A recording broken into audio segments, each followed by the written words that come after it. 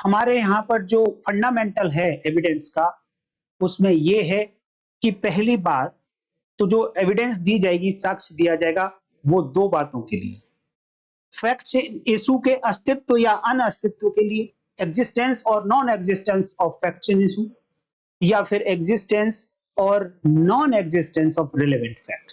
सुसंगत तथ्य के अस्तित्व या अनस्तित्व के लिए, या विवादक तथ्य के अस्तित्व या अनअस्तित्व के लिए, ये पहला फंडामेंटल है एविडेंस, लॉ ऑफ एविडेंस का।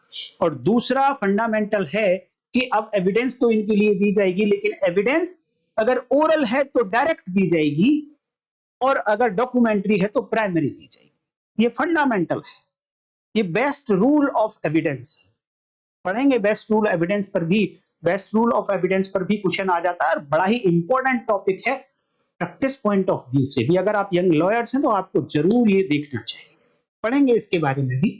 तो और थर्ड पॉइंट ये है, थर्ड फंडामेंटल ये है लॉ ऑफ एविडेंस का, कि जो हियर से एविडेंसेस हैं, जो सुनी सुनाई बातें हैं, उनको एक्सक्लूड कर दिया जाए, उनको बाहर रखा जाए, एविडेंस के दायरे में उनको ना रखा जाए। ये तीन फंडामेंटल है लॉ ऑफ एविडेंस की। लेकिन इस तीसरे फंडामेंटल का एक्सेप्शन कहा जाता है रेस जेस्टे को।